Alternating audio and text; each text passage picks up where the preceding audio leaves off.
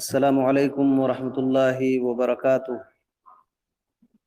الحمد للہ وحدہ والصلاة والسلام علی رسولنا محمد صلی اللہ علیہ وسلم وعلی آلہ وصحبہ اجمعین وبعد۔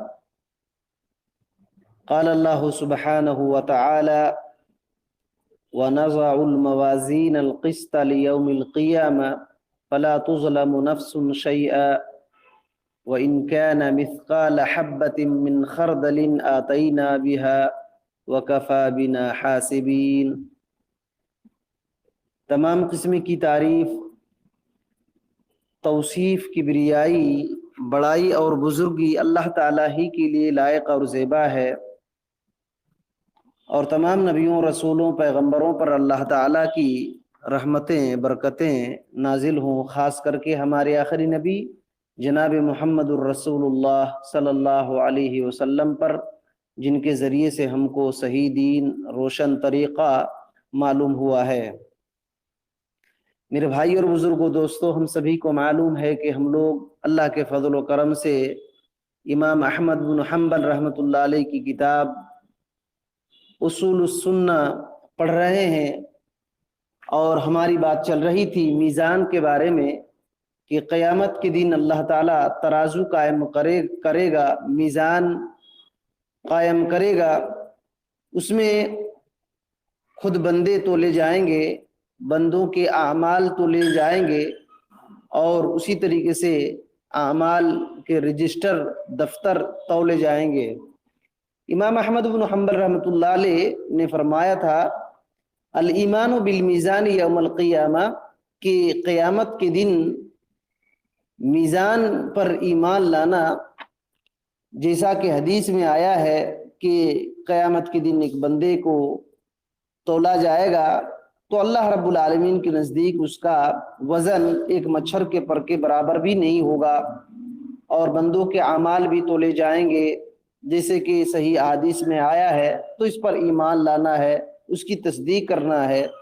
جو لوگ ان باتوں کو رد کر دیتے ہیں اور مانتے نہیں ہیں، ان سے ہم کو دور رہنا ہے، اعراض کرنا ہے، مجادلہ کو چھوڑ دینا ہے۔ اس بات کی شرح میں ہم لوگ ایک حدیث آئی تھی سامنے کہ ساتوں آسمان اور جو کچھ بھی اس میں ہے، ساتوں زمین اور جو کچھ بھی اس میں ہے، سب کو ایک پڑلے میں اگر رکھ دیا جائے اور لا الہ الا اللہ کو ایک پڑلے میں رکھ دیا جائے تو لا الہ الا اللہ کا پڑلا ہی بھاری ہوگا۔ یہ شرح میں یہاں تک ہم لوگ پہنچے تھے۔ دراصل یہ جو حدیث ہے یہ مسند احمد کی حدیث ہے، مسند احمد کی حدیث ہے، حدیث کا ایک ٹکڑا ہے۔ آپ لوگوں نے اس سے پہلے غالباً سنا ہوگا اس حدیث کو کہ امام البانی رحمۃ اللہ علیہ نے اس حدیث کو الصحیحہ کے اندر ذکر فرمایا ہے۔ 134 نمبر کی یہ روایت ہے، اس کی اسناد صحیح ہے۔ حضرت عبداللہ بن عمرو بن العاص رضی اللہ تعالی عنہ اس حدیث کے راوی ہیں۔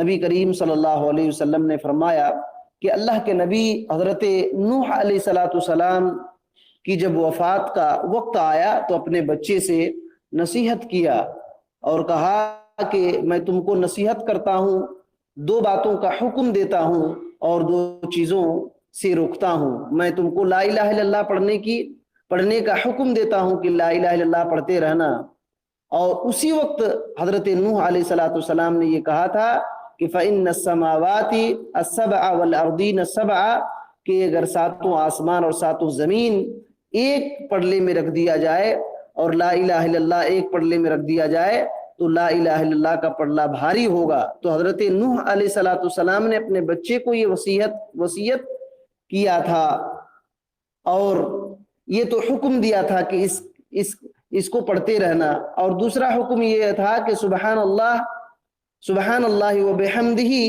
پڑھتے رہنا، کیونکہ سبحان اللہ و بحمدہ یہ تمام چیزوں کی صلاۃ ہے، نماز ہے، اور اسی کے ذریعے سے بندوں کو رزق دیا جاتا ہے۔ بندوں کو رزق، اللہ تعالیٰ مخلوق کو رزق دیتا ہے، اور جن باتوں سے روکا تھا اس میں سے شرک ہے اور کبر ہے۔ تو اللہ کے نبی صلی اللہ علیہ وسلم نے جب اس حدیث کو بیان کیا تو صحابہ کرام رضوان اللہ علیہم اجمعین نے کہا، اے اللہ کے نبی صلی اللہ علیہ وسلم، ہم کو تو شرک معلوم ہے کہ شرک کیا ہے، لیکن کبر کیا ہے؟ کبر کیا ہے؟ تو آپ صلی اللہ علیہ وسلم نے یہ کہا تھا کہ حق کو انکار کرنا اور لوگوں کو حقیر سمجھنا، یہی کبر ہے، یہی تکبر ہے۔ تو حضرت نوح علیہ السلام نے اپنے بچے کو شرک سے روکا تھا کہ شرک سے بچے رہنا اور تکبر سے بچے رہنا، تکبر اور شرک سے بچے رہنا۔ بہرحال یہ پوری روایت ہے، تو ہمارا ایمان اور یقین ہے۔ شیخ ربیع بن ہادی المدخلی حفظہ اللہ اس کے آگے سید قطب کے بارے میں ذکر کرتے ہیں۔ ہم لوگوں نے صحیح عقیدہ کیا ہے میزان کے بارے میں یہ سن لیا ہے کہ میزان کے بارے میں ایمان لانا ہے۔ فرماتے ہیں شیخ ربیع بن ہادی المدخلی حفظہ اللہ کہ افسوس کی بات ہے کہ سید قطب نے اللہ کی قسم میزان کا انکار کیا، اللہ کی قسم میزان کا انکار کیا سید قطب نے، اور اللہ رب العالمین کی دیدار کا بھی انکار کیا۔ وَسَارَ مَعَ الْجَهْمِيَّةِ وَمَعَ الْمُعْتَزِلَةِ فِي كَثِيرٍ مِّنَ الْعَقَائِدِ، اور سید قطب جہمیہ کے ساتھ، معتزلہ کے ساتھ بہت سارے عقیدے میں اس کے ساتھ چلا، جہمیہ اور معتزلہ کے ساتھ چلا سید قطب۔ سید قطب آپ لوگوں کو معلوم ہونا چاہیے کہ کون تھا۔ سید قطب کو پھانسی دی گئی، یہ اخوان المسلمین کا ایک بہت ہی سرخیل تھا، اخوان المسلمین کی لسٹ میں بہت ہی بڑا مانا جاتا تھا، بلکہ اس کو مفکر اسلام کا کہتے تھے اور شہید ملت کہتے تھے وغیرہ وغیرہ۔ تو اس کے بارے میں سید قطب کے بارے میں شیخ ربیع بن ہادی المدخلی فرماتے ہیں کہ یہ میزان کا انکار کرتا تھا، اللہ تعالیٰ کی دیدار کا انکار کرتا تھا، یہ بات ثابت ہے فرماتے ہیں، اور کہتے ہیں کہ نحن نقول هذا لئلا يخدع ناس بكتب هذا الرجل، کہتے ہیں کہ میں نے اس بات کو اس وجہ سے کہا کیونکہ اس آدمی کی کتابوں سے بہت سارے لوگ دھوکے میں پڑ جاتے ہیں، اس آدمی کی کتابوں سے بہت سارے لوگ دھوکے میں پڑ جاتے ہیں۔ کس کی؟ سید قطب کی کتابوں سے بہت سارے لوگ دھوکے میں پڑ جاتے ہیں۔ کہتے ہیں کہ فَإِنَّهَا وَاللَّهُ مَلِيئَةٌ بِالضَّلَالَاتِ، کہ اللہ کی قسم اس کی کتابیں، اے میرے بھائیوں، اس کی کتابیں گمراہی سے بھری پڑی ہیں۔ شیخ ربیع بن ہادی المدخلی حفظہ اللہ سید قطب کی کتابوں کے تعلق سے فرماتے ہیں کہ اس کی کتابیں گمراہیوں سے بھری پڑی ہیں، اور کہتے ہیں کہ بنیادی اصولوں میں غلطی ہے، بنیادی اصولوں میں گمراہی ہے، اور کہتے ہیں کہ سید قطب بھٹکا ہوا آدمی تھا، اور بہت سارے نوجوان بھٹک جاتے ہیں۔ کیوں؟ جو اس کا جو منزل اور مرتبہ ہے، جتنا اس منزل پہ نہ رکھنے کی وجہ سے اس سے آگے بڑھا دینے اور اس کی تقدیس بیان کرنے کی وجہ سے، اس کی تقدیس بیان کرنے کی وجہ سے بہت سارے نوجوان جو ہے بھٹک جاتے ہیں، اور کہتے ہیں کہ تم کسی بھی معتزلی کو اور جہمی کو نہیں پاؤ گے کسی بدعت میں، مگر سید قطب اس معتزلی اور جہمیہ کے ساتھ، اس کی بدعت میں ساتھ ساتھ ہے، شریک ہے، اور اس کی صفائی بیان کرتا ہے۔ تو یہ افسوس کے ساتھ ذکر فرماتے ہیں۔ بہرحال فرماتے ہیں فَهُوَ يُنْكِرُ الْمِيزَانَ، سید قطب میزان کا انکار کرتا ہے اور عرش کا بھی انکار کرتا ہے۔ دیکھیے سید قطب کے بارے میں یہ فرماتے ہیں شیخ کہ عرش کا اور میزان کا انکار کرتا ہے اور بہت ساری چیزوں کا انکار کرتا ہے۔ میرے بھائی اور بزرگوں، دوستو، تو یہ غلط عقیدہ ہے، یہ غلط عقیدہ ہے۔ سید قطب کی کتابوں سے بچنے کی ضرورت ہے، سید قطب کی کتابوں سے بچنے کی ضرورت ہے۔ یہاں ایک بات میں وضاحت کے طور پر میں بولنا چاہوں گا کہ سید قطب جو اخوان المسلمین کا سرغنہ اور سرخیل رہا ہے، یہ اس کی پیدائش جو ہے مصر میں ہوئی ہے، مصر میں اسیوط شہر میں ہوئی ہے۔ 1906 میں پیدائش ہوئی ہے اس کی، 1906 میں، اور وفات جو ہے 1966 میں، 1960 پر 6 عیسوی میں یہ انتقال ہوا، پھانسی کی سزا دی گئی تھی۔ اور یہ قاہرہ میں، جو مصر ہے، قاہرہ میں پڑھا، امریکہ گیا، اسی طریقے سے یہ کیلیفورنیا اور اسی طریقے سے بہت سارے ملکوں میں گیا جو وہاں کی تہذیب اور ثقافت کو جاننے کے لیے، اور بہت سارے عقیدے میں یہ گڑبڑ ہو گیا، اور 1950 میں اخوان المسلمین میں یہ شریک ہوا تھا، اور ترجمان الاخوان المسلمین کے یہ مدیر مقرر ہوئے تھے، اور یہ تفسیر اس نے لکھا زلال القرآن کے نام سے، جو اصل میں زلال القرآن نہیں، زلال القرآن علماء کرام نے لکھا ہے۔ زلال القرآن بولے تو اس نے اپنا نام لکھا قرآن کے سائے میں، لیکن علماء کرام نے کہا کہ یہ زلال القرآن ہے، زلال القرآن ہے، گمراہی ہے۔ تو 1966 میں اس کو پھانسی دی گئی۔ اس کے تعلق سے، سید قطب کے تعلق سے سب سے زیادہ میرے علم کے مطابق سب سے زیادہ رد لکھنے والے شیخ ربیع بن ہادی المدخلی حفظہ اللہ ہے۔ سب سے زیادہ رد انہوں نے کیا ہے، شیخ ربیع بن ہادی المدخلی حفظہ اللہ نے سید قطب کا رد کیا ہے۔ انہوں نے کئی کتابیں اور کئی مقالات لکھے ہیں۔ العواسم مما فی کتب سید قطب فی القواسم ان کی کتاب ہے، شیخ ربیع بن ہادی المدخلی جو سید قطب کے رد میں لکھے ہیں۔ اسی طریقے سے متاعین سید قطب فی اصحاب رسول اللہ صلی اللہ علیہ وسلم، یعنی سید قطب نے رسول اللہ صلی اللہ علیہ وسلم کی صحابہ کرام پر طعن و تشنیع، برا بھلا کہا ہے۔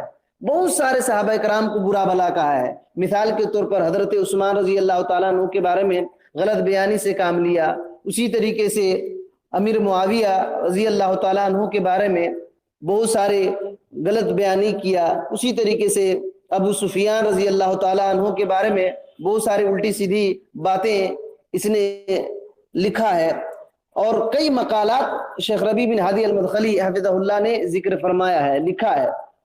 ایک مقالہ کا نام ہے بعض زلالات سید قطب، ایک مقالہ کا نام ہے سید قطب مصدر تکفیر المجتمعات اسلامیہ، کہ اسلامی اجتماعیت کو جو ہے کفر قرار دینے کا مصدر ہے سید قطب، اور بہت سارے ملکوں کو ڈائریکٹ کفر کا فتویٰ دے دیا تھا سید قطب نے۔ تو تکفیری آدمی تھا، یہ تکفیری آدمی تھا۔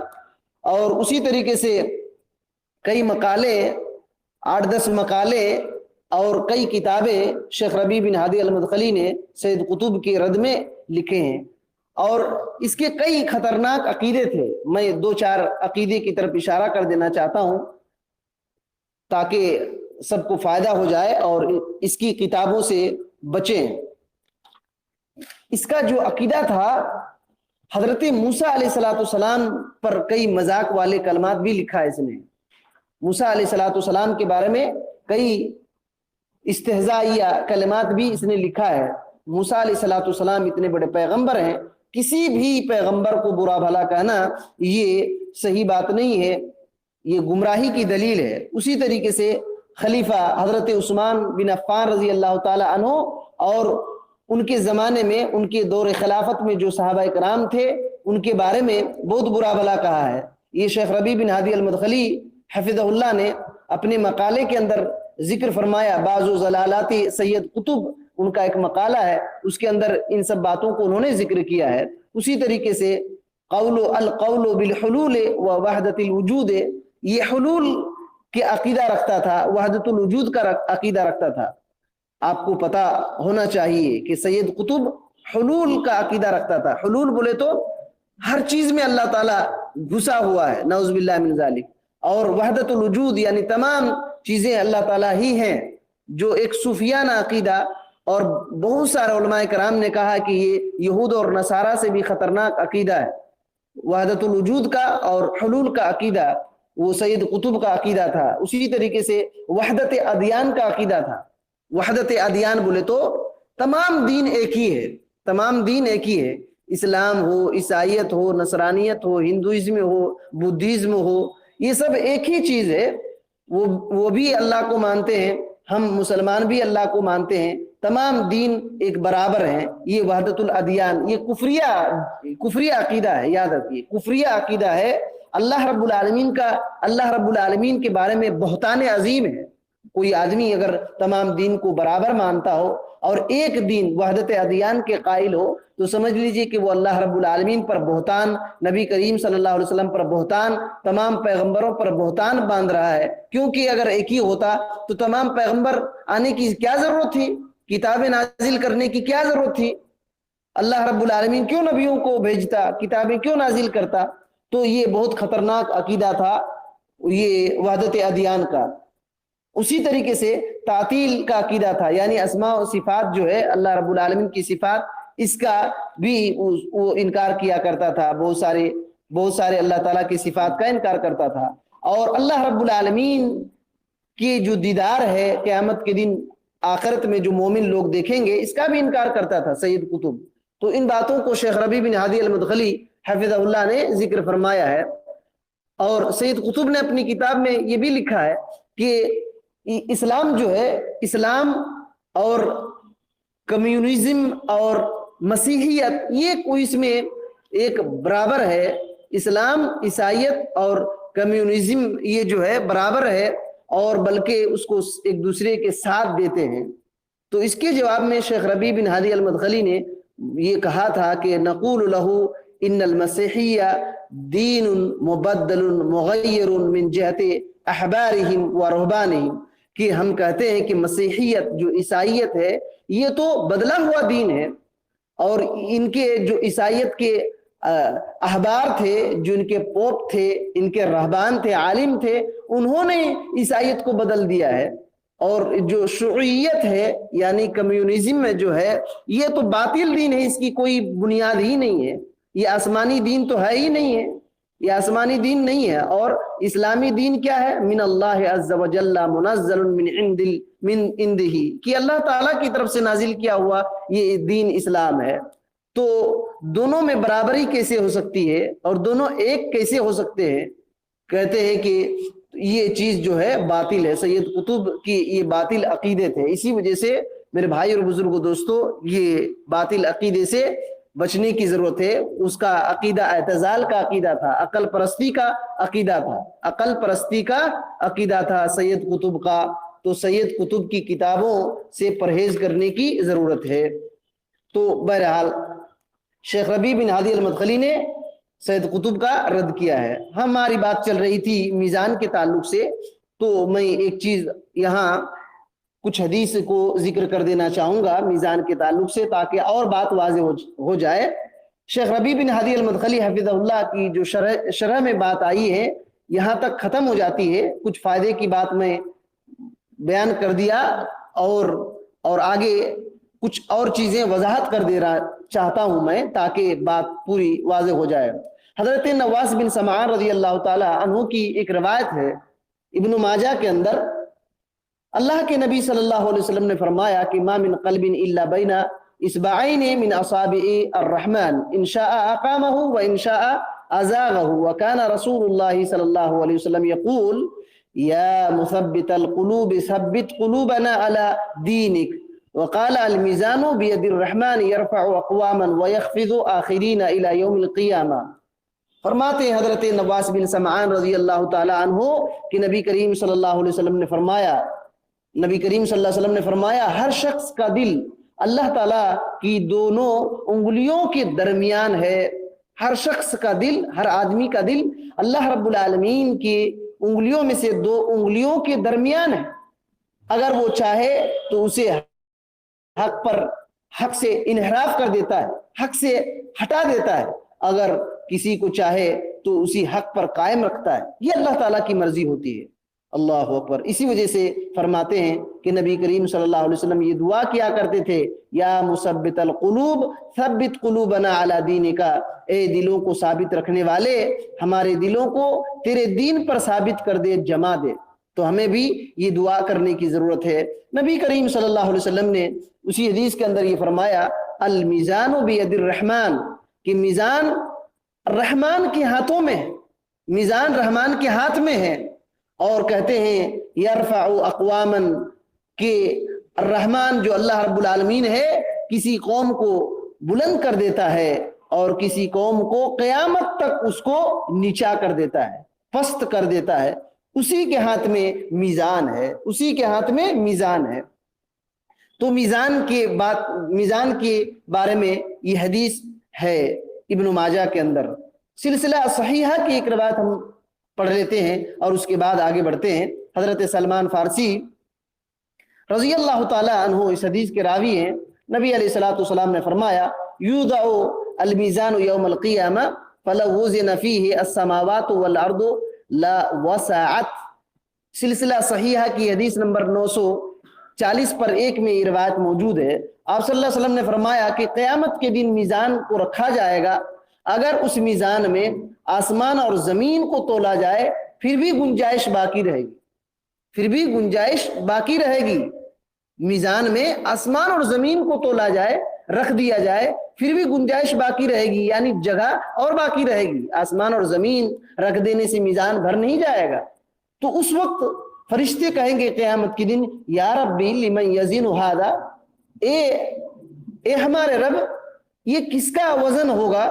تو اللہ تعالیٰ فرمائے گا لمن شئت من خلقی، میں میرے مخلوق میں سے جس کا چاہوں گا اس کو وزن کروں گا۔ فتقول الملائکہ، فرشتے اس وقت کہیں گے سبحانک ما عبدناک حق عبادتک، اس وقت کہیں گے فرشتے کہ اللہ تعالیٰ تو پاک ہے، ہم نے تیری عبادت اس طرح نہیں کیا جس طریقے سے عبادت کرنے کا حق تھا۔ اب غور کریں کہ فرشتے یہ کہیں گے کہ اللہ تعالیٰ تیری جو حق عبادت کرنے کا جس طریقے سے حق تھا ہم اس حق کے مطابق عبادت نہیں کر پائے، حالانکہ فرشتے وہ بندے ہیں اللہ تعالیٰ کے کہ اللہ تعالیٰ کی عبادت کرتے رہتے ہیں، اللہ کی نافرمانی کرتے ہی نہیں ہیں، اللہ کی نافرمانی کرتے ہی نہیں ہیں، لیکن اس وقت میزان وغیرہ کو دیکھ کر کے کیا کہیں گے کہ اللہ تعالیٰ جس طریقے سے تیرا حق ہے عبادت کرنے کا اس طریقے سے ہم کر ہی نہیں پائے۔ اب انسان کو ہمیں سمجھنا چاہیے کہ کیا ہم کرتے ہیں۔ فرشتے جب یہ اپنے آپ کو یہ احساس کریں گے اور کہیں گے تو ہم کیا عبادت کرتے ہیں اللہ تعالیٰ کی؟ بہرحال کہتے ہیں کہ پل صراط قائم کیا جائے گا اور استرے سے زیادہ وہ تیز ہوگا، استرا، اور بخاری شریف کی حدیث میں تلوار سے زیادہ تیز ہوگا، بال سے زیادہ باریک ہوگا، یہ بات ہے۔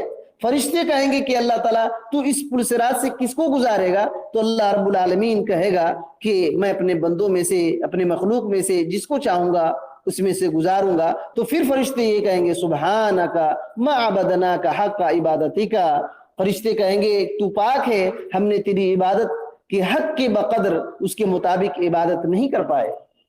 تو یہ فرشتے کہیں گے۔ بہرحال ان دونوں حدیث میں میزان کا ذکر ہے اور ہمیں اس بات پر ایمان لانا ہے کہ میزان اللہ رب العالمین قائم کرے گا، میزان اللہ تعالیٰ قائم کرے گا۔ یہاں ایک بات جو ہے بتانے کی ہے کہ شیخ ربیع بن ہادی المدخلی حفظہ اللہ نے فرمایا کہ المعتزلہ والجہمیہ واہل الضلال الباطنیہ ینکرون ھذا الاشیاء، کہ معتزلہ، جہمیہ اور گمراہ لوگ، باطنیہ، ان چیزوں کا انکار کرتے ہیں، میزان اللہ رب العالمین کی رویت دیکھنے کے بارے میں انکار کرتے ہیں۔ تو یہاں ایک سمجھنے کی بات ہے کہ وہ کیوں انکار کرتے ہیں۔ اس کا جواب جو ہے عبدالعزیز بن عبداللہ الراجحی نے اپنی کتاب جو شرح السنہ ہے، اصول السنہ کی شرح کے اندر انہوں نے ذکر فرمایا ہے، اصول السنہ کی شرح انہوں نے بھی لکھا ہے، اس کے اندر انہوں نے ذکر کیا ہے کہ اہل بدعت کیوں انکار کرتے ہیں۔ تو انہوں نے لکھا ہے کہ سبب انکار المعتزلۃ للمیزان، کہ معتزلہ نے جو میزان کا انکار کیا ہے اس کا سبب اور اس کی وجہ کیا ہے؟ انہم یعتمدون علی عقولہم، کہ وہ لوگ اپنے عقلوں پر اعتماد کرتے ہیں، ولا یعتمدون علی النصوص، اور وہ لوگ نصوص یعنی قرآن اور حدیث کی دلیل پر اعتماد اور بھروسہ نہیں کرتے ہیں۔ تو یاد رکھیے معتزلہ اور جہمیہ وغیرہ نے جو میزان کا انکار کیا ہے کہ میزان قائم نہیں ہوگا، ان لوگوں نے عقل کو استعمال کیا اور عقل کو فیصل مانا اور یہ سمجھا، نصوص کا انکار کر دیا اور غلط تعویل کر دیا۔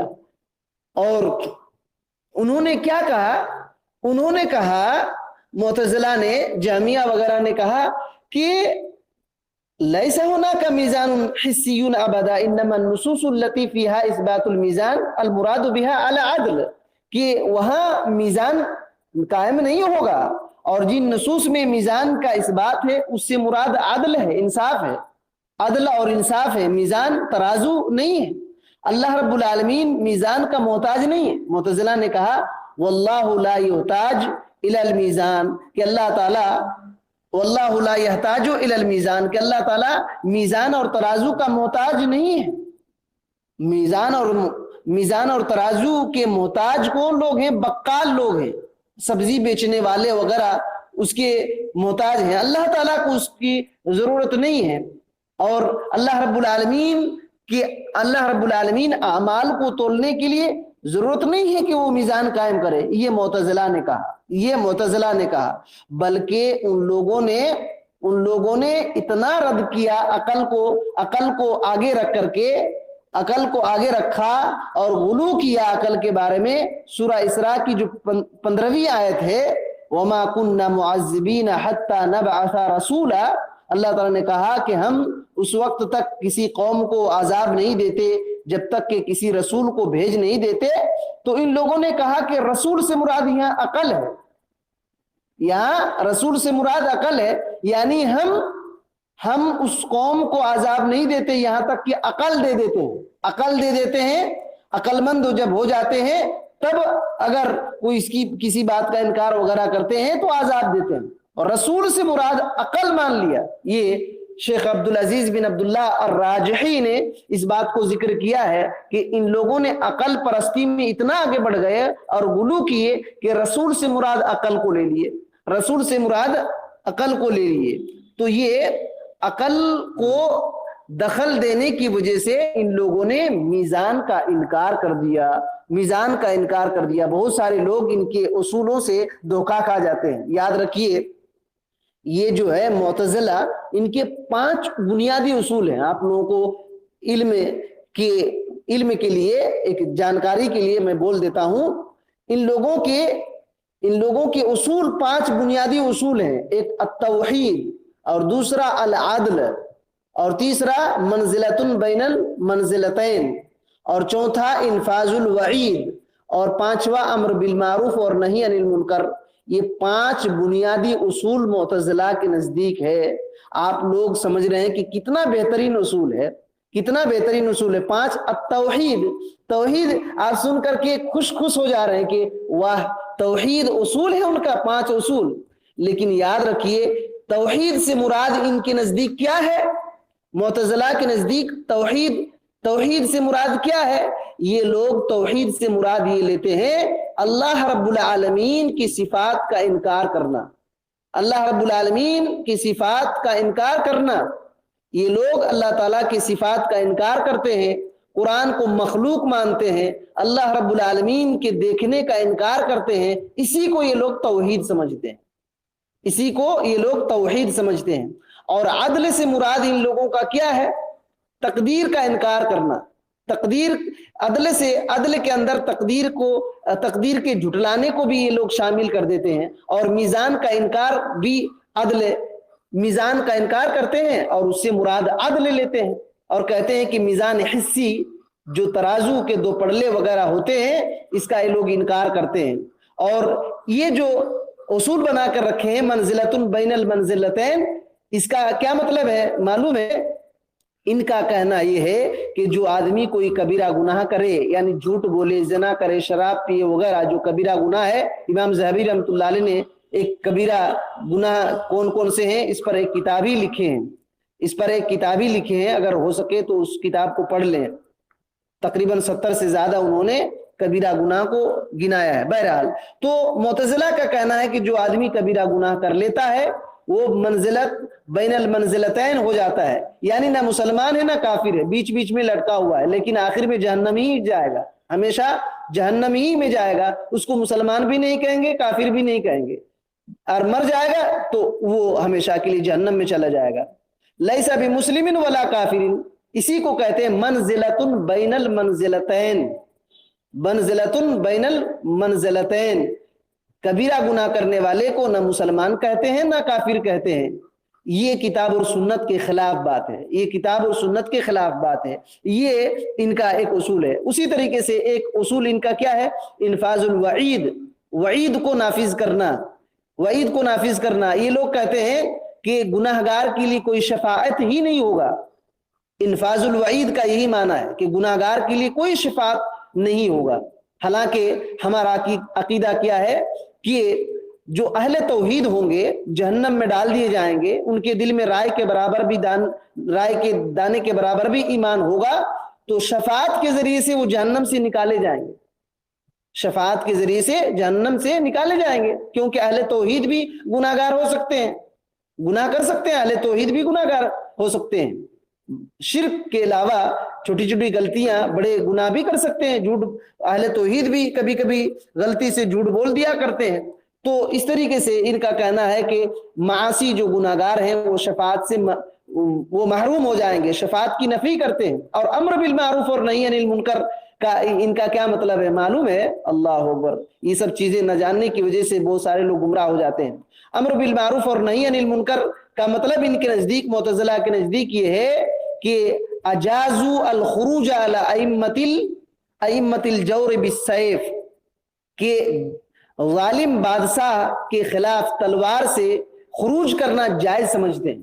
اگر کوئی مسلمان حاکم ہے تو اگر کسی قسم کا ظلم کر رہا ہے تو اس کے خلاف خروج کرنا، بغاوت کرنا جائز سمجھتے ہیں، اسی کو امر بالمعروف اور نہی عن المنکر سمجھتے ہیں۔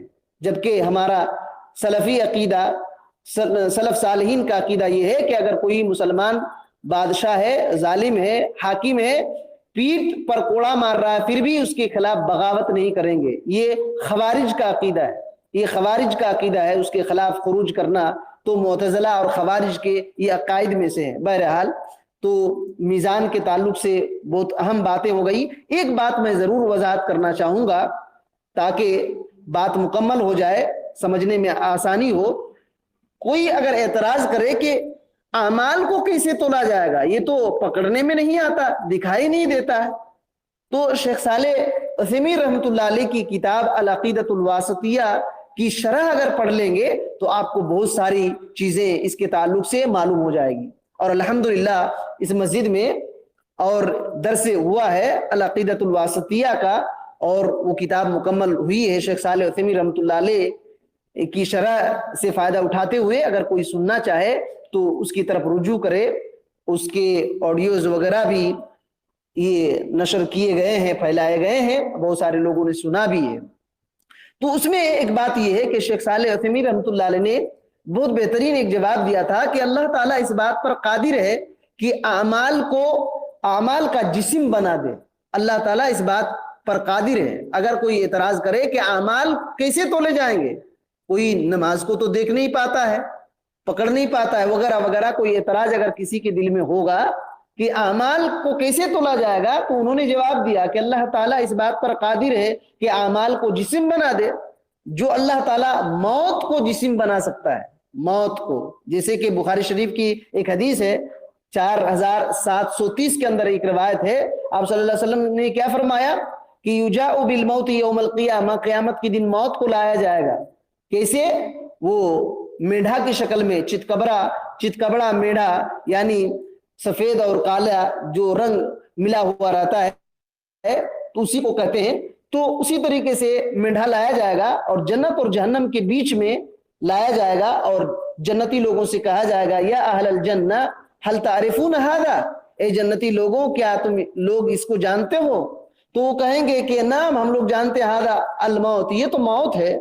اور اہل نار جہنمی سے پوچھا جائے گا کیا تم اس کو جانتے ہو؟ تو غور سے دیکھیں گے اور کہیں گے کہ نام هذا الموت، یہ تو موت ہے۔ تو اللہ رب العالمین کا حکم ہوگا فیذبح، اور اس کو ذبح کر دیا جائے گا، موت کو ذبح کر دیا جائے گا۔